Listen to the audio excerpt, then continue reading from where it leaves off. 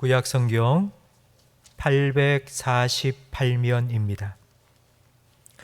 시편 66편 18절 우리 한 절 말씀이니 다 한 목소리로 함께 읽겠습니다. 내가 나의 마음에 죄악을 품었더라면 주께서 듣지 아니하시리라. 아멘. 허준의 동의보감에 보면 통즉 불통, 불통즉 통이라는 말이 나옵니다. 잘 통하면 안 아프고 안 통하면 아프다라는 그런 뜻입니다. 몸뿐만 아니라 사람과의 관계도 마찬가지입니다. 불통은 고통의 원인입니다. 하나님과의 관계도 마찬가지입니다. 우리는 기도하러 이 자리에 나왔습니다. 기도는 하나님과의 대화요, 소통입니다. 만약 기도가 막힌다면 하나님과 막히는 것이고 하나님께서 우리에게 응답하여 주시는 은혜와 복도 막히게 됩니다.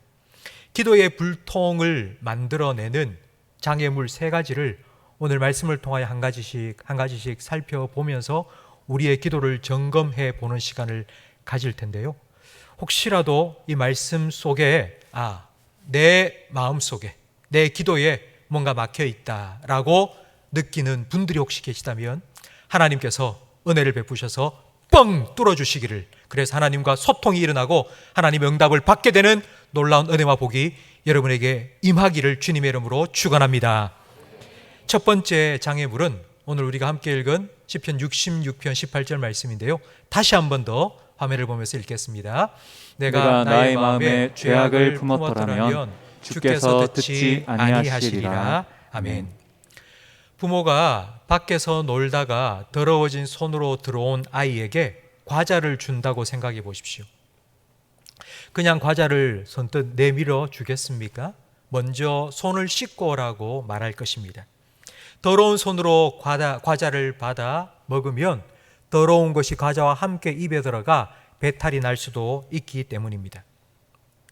지금 손이 더러우니 손을 깨끗하게 씻고 와야지 과자를 주겠다고 말합니다.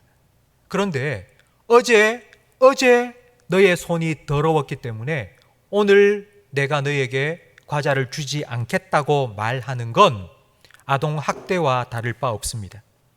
시편 66편 18절 말씀에 내 마음에 죄악을 품고 있으면 주께서 듣지 아니하신다라고 할 때 이 죄는 현재 진행형의 죄입니다. 죄악을 마음에 품고 기도하면 하나님은 듣지 않으십니다. 예수님께서도 이와 비슷한 말씀을 하셨습니다. 마태복음 5장 23절 말씀을 함께 화면을 보면서 읽겠습니다. 그러므로 예물을 제단에 드리려다가 거기서 내 형제에게 원망 들을 만한 일이 있는 것이 생각나거든 예물을 제단 앞에 두고 먼저 가서 형제와 화목하고 그 후에 와서 예물을 드리라. 아멘. 기도로 바꾸어서 설명을 드리면, 기도를 하기 위해서 나왔는데 기도를 하려고 딱 고개를 숙이고 눈을 감았는데 형제와 다툰 일, 형제의 마음을 아프게 한 일, 그리고 형제와 불화한 일이 생각난다면 기도하지 말고 먼저 가서 화목하고 와서 기도하라는 것입니다. 왜 이런 말씀을 하셨을까요? 옆집에 새로운 이웃이 이사를 왔습니다. 그래서 그 이웃이 찾아온 겁니다. 반갑습니다. 아이고 좋은 이웃을 만나서 너무 기쁩니다. 그리고는 한마디를 덧붙이는데 대개 아들을 보니 참 개구장이더군요. 저는 그런 아이 싫어합니다. 절대로 우리 집 근처에 얼씬거리지도 못하게 해주세요 라고 말을 했다면 여러분 그런 이웃과 친하게 지내고 싶은 마음이 생기겠습니까? 하나님께서 원하시는 건 바로 이런 것입니다. 하나님이 원하시는 건 제사보다도 화목입니다. 하나님께서는 하나님과 친하기도 원하시지만 하나님의 자녀와 친하는 것도 원하십니다. 이걸 깨닫는다면, 하나님이 원하시는 것이 무엇인지를 깨닫는다면 먼저 가서 화목하고 화해하고 다시 와서 예배하고 기도하라고 예수님께서 말씀하셨습니다. 그런데 우리 마음속에 여전히 그 사람에 대한 악한 감정, 그걸 품고 기도를 하면 그래도 하나님께서 응답해 주신다라고 생각한다면 우리는 죄를 가볍게 여기게 될 것이고, 죄를 지어도 아무 문제 없네, 죄 지어도 괜찮네 라는 생각을 하게 될 것입니다. 그러면 점점 영적으로 둔감해집니다. 그리고 하나님과의 소통은 점점 막혀질 것입니다. 그 대표적인 예가 바로 사울 왕입니다. 우리가 지난달까지 사무엘상 말씀을 아침마다 말씀 묵상을 했습니다. 사무엘상 30장에 블레셋과 전쟁을 앞둔 사울 왕이 하나님께 묻습니다. 전쟁에 나갈까요 말까요? 전쟁 참여 여부에 대해서 묻고, 그 전쟁의 결과가 어떻게 될 것인지, 승패의 결과에 대해서 하나님께 물었습니다. 아무리 물어도 하나님이 응답해 주지 않으셨습니다. 답답한 마음에 엔돌에 있는 점쟁이 무당 찾아갔습니다. 여러분, 왜 하나님께서 응답하지 않으셨을까요? 지금 하나님께서 사울 왕에게 원하시는 건 전쟁에 나가서 전쟁에서 승리하는 것이 아니라, 하나님께서 계속하여 사울에게 얘기해주고 말씀해주고 깨닫게 해주신 다윗을 향한 시기와 질투를 좀 회개하고, 다윗과 화목하고, 다윗 용납하고, 다윗을 받아주는 것입니다. 그것이 하나님이 원하시는 것입니다. 하나님이 원하시는 게 무엇인지 분명히 알고 있으면서도 그거 외면하고, 내가 원하는 거 전쟁에 나가서 왕으로서 승리하고 싶다고, 전쟁에 나갈까요 말까요, 이길까요 질까요, 그거 묻는 그 기도에 하나님께서는 묵묵부답 응답하지 않으신 것입니다. 성도 여러분, 우리는 하나님이 무엇을 원하시는지를 알아야 합니다. 하나님이 원하시는 것은 우리의 거룩입니다. 하나님은 거룩하십니다. 그래서 우리도 거룩해야 됩니다. 그래야지 거룩하신 하나님께 나아가 하나님과 소통할 수 있습니다. 하나님과 소통되어야지 기도하고 그 기도에 하나님 응답해 주십니다.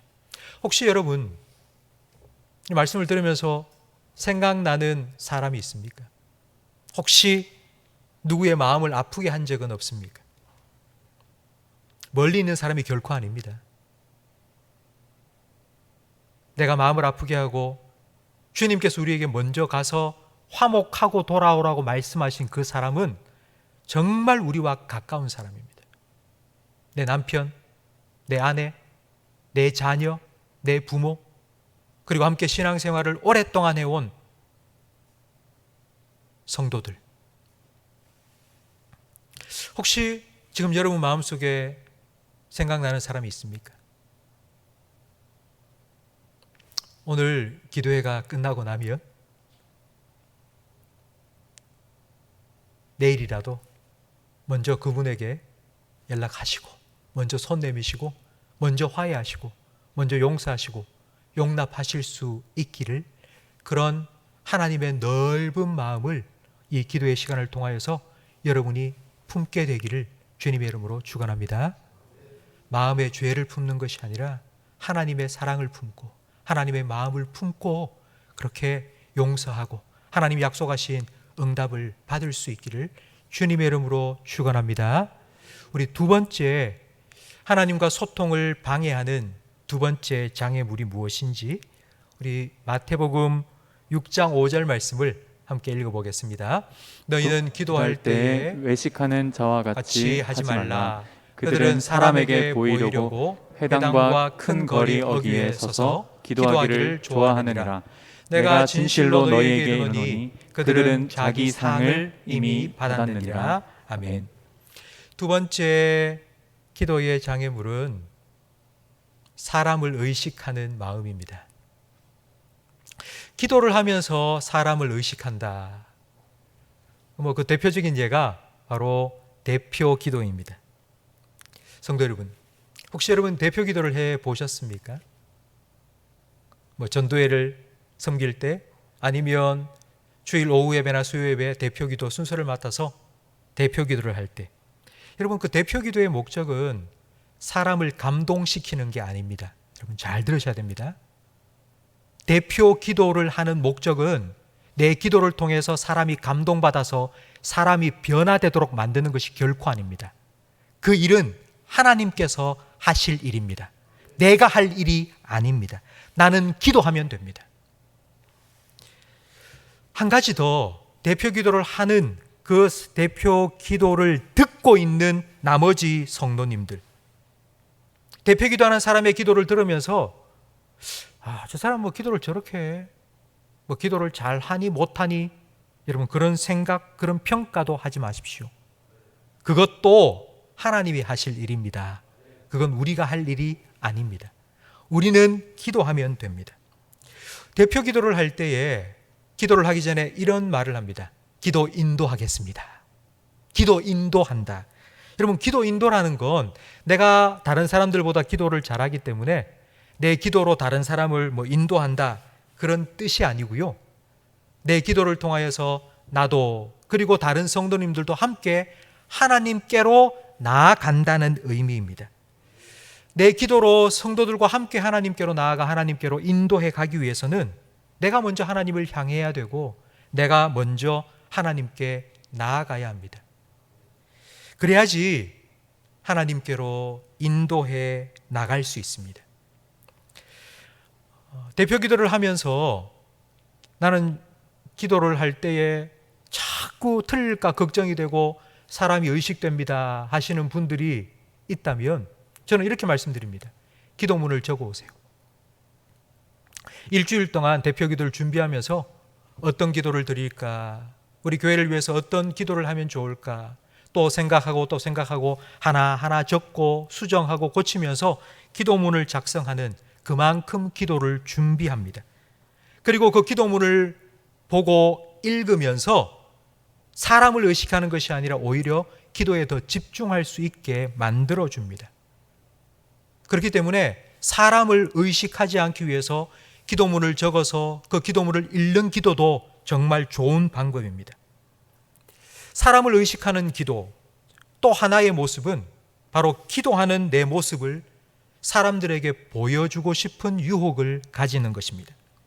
기도는 성도의 미덕입니다. 성도들이 내 신앙이 좋다는 걸 드러낼 수 있는 방법이 몇 개 되지 않습니다. 성경을 많이 읽는 것, 몇 시간 동안 읽는 걸 보여줄 수 없지 않습니까? 그래서 기도회 때, 새벽 기도회나 금요 기도회나 기도할 때에 오랫동안 기도하는 모습, 오래 남아서 기도하는 모습을 다른 사람들이 보면, 야, 참 저 사람 믿음 좋다, 이런 말을 들을 수 있다고 생각합니다. 저는 모 교회에서, 제가 신앙생활을 쭉 해온 교회에서 처음 전도사 사역을 시작했습니다.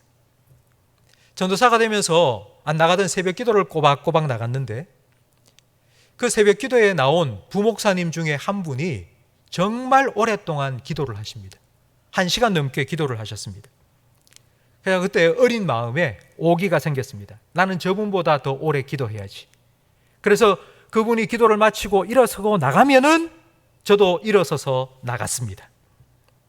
그런데 어느 날 제가 깜빡 졸았습니다. 졸다가 눈을 딱 떠보니 그분이 벌써 가고 안 계시는 겁니다. 그때 제 마음이 아까워라. 그분이 일어나는 거 딱 보고 있다가 갔어야 되는데 그걸 놓쳐가지고 내가 좀 더 앉아있다, 이런 억울한 마음이 들더라고요. 그런 제 모습을 보면서 도대체 내가 뭐 하고 있는 건지, 이런 마음이 들었습니다.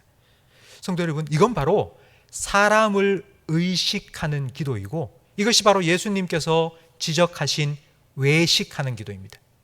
외식하는 기도는 사람을 의식하는 기도입니다. 이런 기도를 하지 않도록 예수님께서는 우리에게 아주 좋은 기도의 방법을 가르쳐 주셨습니다. 마태복음 6장 6절 말씀을 함께 읽어보겠습니다. 너는 기도할 때에 내 골방에 들어가 문을 닫고 은밀한 중에 계신 내 아버지께 기도하라. 은밀한 중에 보시는 내 아버지께서 갚으시리라. 아멘. 은밀한 중에 기도하라. 은밀한 중에라는 말은 너하고 나하고 단 둘이, 다른 사람은 모르게, 그게 바로 은밀하다는 뜻입니다. 신혼여행을 갑니다. 근데 신혼여행을 가는데 친구를 데리고 가는 사람이 있을까요? 하나님과 단둘이 데이트를 합니다.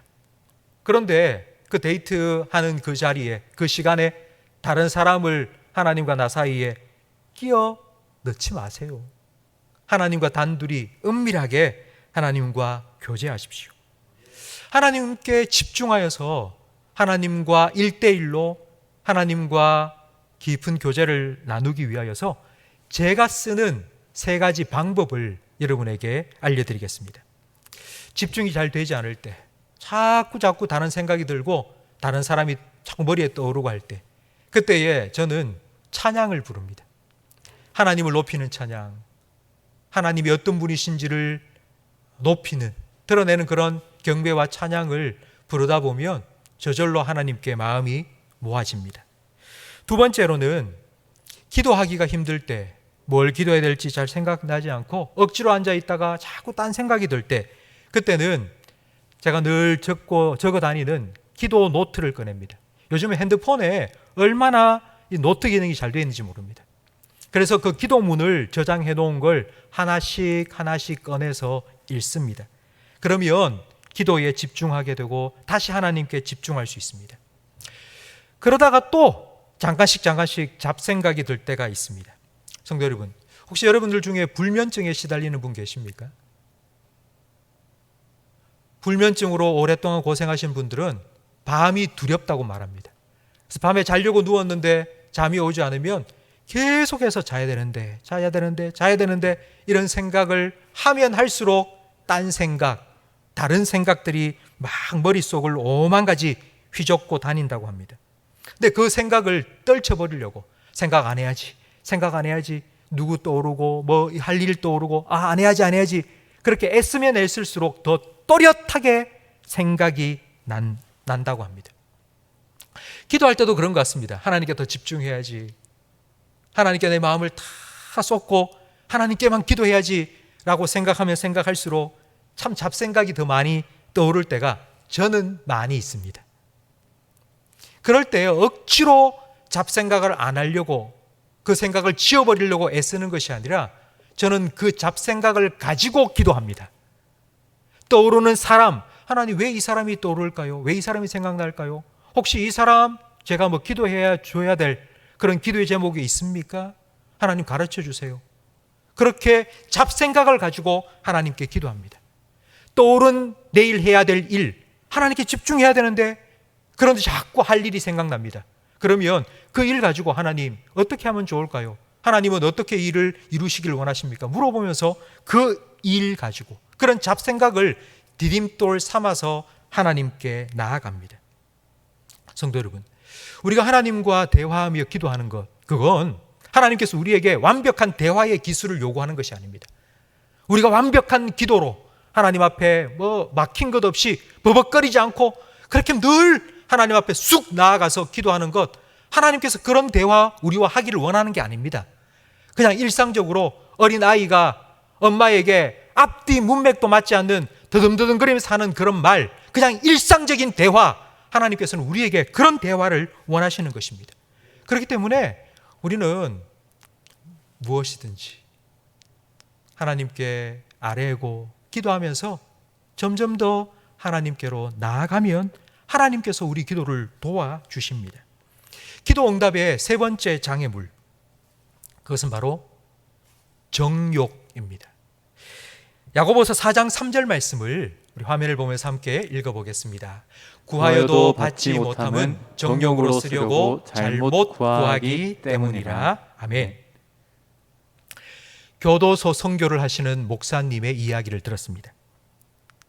교도소에 이제 갇혀있는 재소자들, 그분들을 만나서 복음을 전합니다. 근데 그분들 만나서 제일 먼저 이렇게 묻는답니다. 혹시 여러분 성경 읽어보신 적이 있습니까? 그러면 많은 분들이 성경을 읽지 않았습니다. 그러니까 몇몇 사람들만 성경을 읽어봤다는 겁니다. 다음 질문으로 혹시 기도해 보신 적은 있습니까? 라고 물으면 거의 대부분의 사람이 기도해 봤다는 겁니다. 그럼 언제 기도해 봤냐고 물으니까 체포되기 전에, 체포되지 않도록 그렇게 기도했다는 것입니다.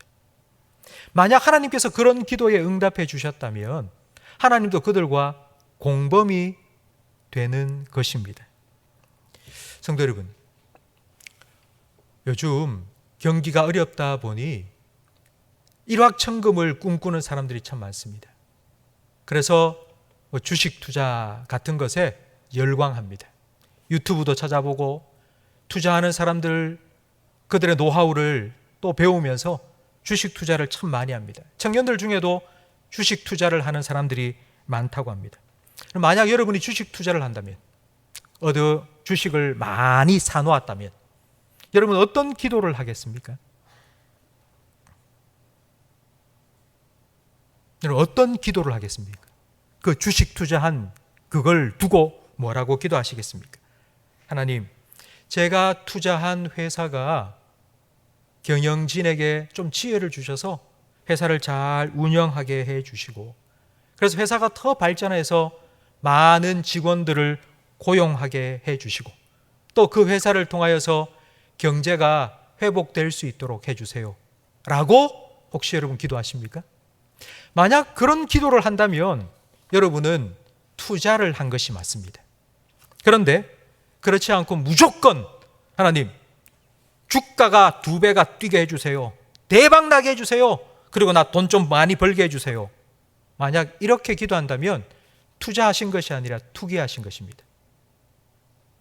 그런 기도는 정욕대로 구한 기도입니다. 이런 기도에 하나님께서 응답해 주지 않겠다고 분명히 말씀하셨습니다. 만약 이렇게 기도를 한다면 주가가 떨어지면 믿음 또한 떨어집니다. 하나님이 내 기도 들어주시지 않았다고 하나님께 실망하기 때문입니다. 여러분, 주식만이 아니라 부동산의 경우는 더 심각합니다. 영끌 대출을 받아서 집을 샀습니다. 그런데 만약 그 집이 가격이 뚝뚝 떨어진다면 정말 쪽박차고 평생 빚만 갚다가 인생 끝납니다. 그래서 집값 좀 오르게 해주세요, 집값 좀 오르게 해주세요, 집값 오르게 해주세요 라고 기도를 합니다. 성도 여러분, 서민들은 월세가 너무 올라서, 부동산 시세가 너무 뛰어서 월세 낼 돈도 없고 전세 올려달라고 해서 이사를 가야 되나 말아야 되나 그렇게 전전긍긍 고민하고 있는 그때에 나만 살겠다고 집값 오르게 해달라고, 집값 오르게 해달라고, 여러분 이런 기도가 바로 정욕대로 구하는 기도입니다. 역사상 가장 참혹한, 미국에서 가장 참혹한 전쟁, 바로 남북 전쟁입니다. 노예 해방 때문에 남부 그리고 북부가 나뉘어서 전쟁을 벌였습니다. 그때 남부연합의 대통령은 제퍼슨 데이비스였습니다. 제퍼슨 데이비스는 전쟁 승리를 위한 기도의 날을 남부 모든 국민들에게 선포했습니다. 기도의 날을 정하고 이렇게 연설했습니다. 기도는 하나님이 기뻐하시는 일입니다. 우리 적군들과 싸울 때에 우리 남부 군인들을 지켜달라고, 그리고 승리하게 해달라고 우리 함께 기도합시다. 우리가 기도할 때 하나님께서 응답해 주실 것입니다 라고 남부 대통령이 라디오로 연설을 했습니다. 그때의 북부연합의 대통령은 아브라함 링컨이었습니다. 아브라함 링컨은 이렇게 연설을 했습니다. 다른 사람의 땀방울과 핏방울 속에서 내 이익을 얻어내게 해달라는 탐욕스러운 기도를 하나님께 드린다는 건 정말 이상한 짓입니다. 지금 남과 북 모두 이 전쟁에서 우리 군인들을 보호해 주시고 우리 군인들에게 승리를 달라고 기도하고 있습니다. 양쪽의 기도는 다 응답될 수 없을 것입니다. 그러니 전능하신 하나님의 뜻이 무엇인지를, 그 뜻이 무엇인지를 알고 그 뜻이 온전히 이루어지도록 우리는 기도해야 됩니다 라고 연설을 했습니다. 성도 여러분, 데이비스와 링컨의 기도 중 어느 기도가 정욕대로 구한 기도이고 어느 기도가 하나님 원하시는 기도이겠습니까? 당시 남부연합도 그 북부연합도 남쪽과 북쪽에도 다 목사님들이 많이 있었습니다. 그런데 남쪽에 있는 목사님이나 북쪽에 있는 목사님이나 다 똑같이 이렇게 설교했습니다. 하나님은 우리 편이시라고, 하나님께 기도하면 우리가 승리할 거라고. 그때 링컨은 이렇게 말했습니다. 하나님이 우리 편인지 그거 생각하지 말고 우리가 하나님 편에 서 있는지 늘 기도로 물어보고 또 하나님 편에 서도록 해야 된다고. 이 남북 전쟁은 링컨이 이끄는 북부 연합의 승리로 끝났습니다. 그 전쟁에 승리하고 난 후 링컨은 또 이런 대국민 연설을 했습니다. 전쟁에서 우리가 승리를 했지만 아직 하나님이 원하시는 승리는 이루어지지 않았습니다. 하나님의 승리는 하나님의 뜻이 온전히 이루어지는 것입니다. 하나님의 정의와 공평이 이 땅 가운데 이루어지는 것. 우리와 똑같은 사람인 흑인들이 노예로부터 해방되는 것. 바로 그것이 하나님의 정의와 평화가 온전히 이루어지는 것이 하나님의 승리입니다. 아직 승리가 이루어지지 않았다는 겁니다. 북군이 승리했는데도. 그러면서 남군과 북군, 전사한 미망인들과 고아들을 돌보아주기 시작했습니다. 니 편 내 편 없이 양쪽 모든 국민들의 상처를 싸매어 주었습니다. 그 결과 몇 년 후에 남과 북 모든 국민들의 합의하에 노예 해방 선언을 하게 되었습니다. 하나님의 승리를 이루어낸 것입니다. 수많은 사람들이 링컨이 잘했다고 박수를 칠 때에 아브라함 링컨은 백악관에 마련된 기도실로 들어갔습니다. 그는 또 기도한 겁니다.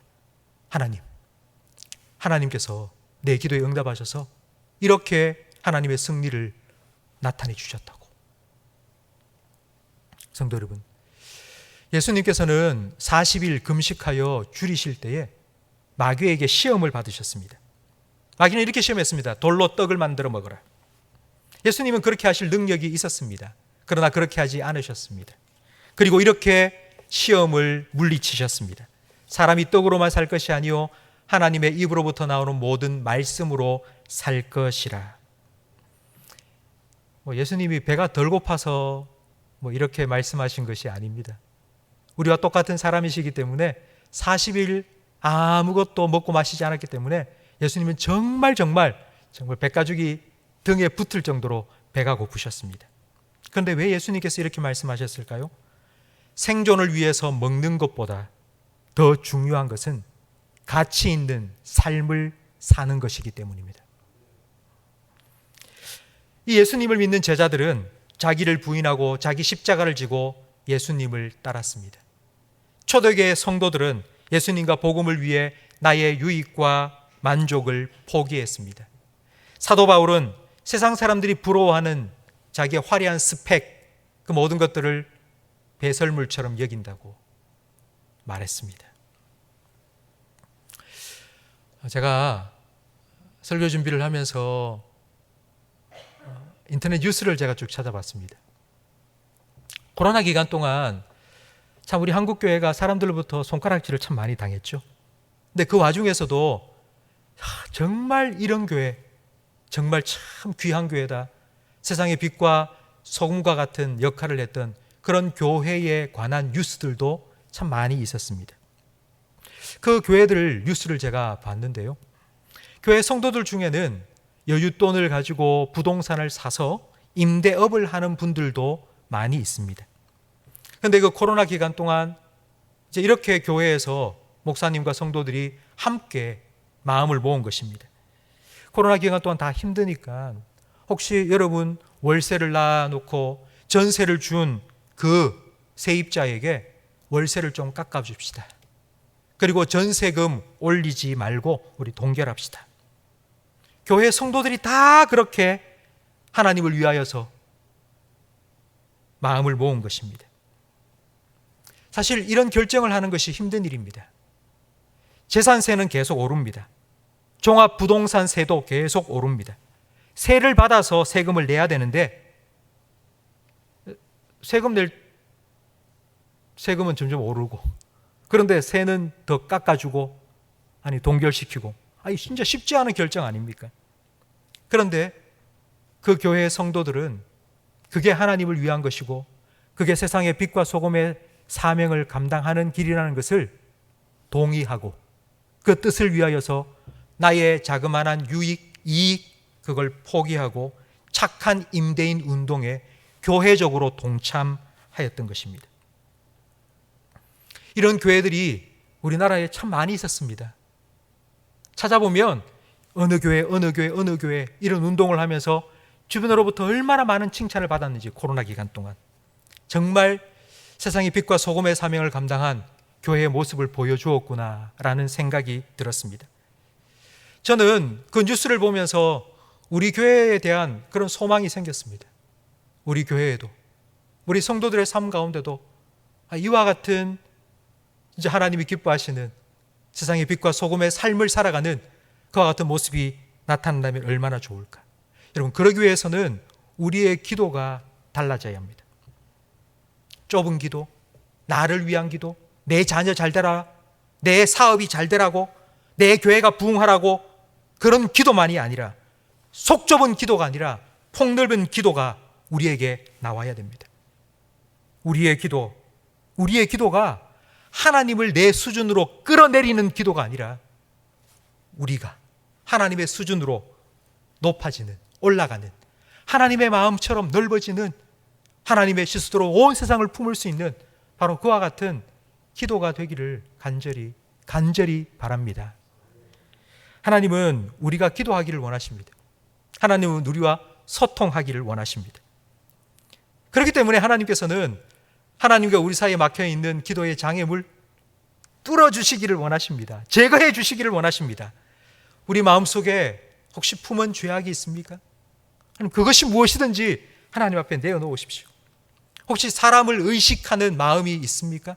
내가 기도하는 것 다른 사람이 들을 텐데, 내 기도하는 모습 다른 사람이 보고 있을 텐데, 그래서 내가 목사인데, 내가 장로인데, 내가 권사인데, 그래도 이렇게 기도하는 모습 보여야지. 혹시 그런 마음 있습니까? 그 마음도 내려놓으십시오. 내 욕심, 내 탐욕, 혹시라도 그 정욕을 위하여서 기도하고 싶은 마음이 있다면 여러분 그것도 끄집어내 놓으십시오. 하나님 앞에.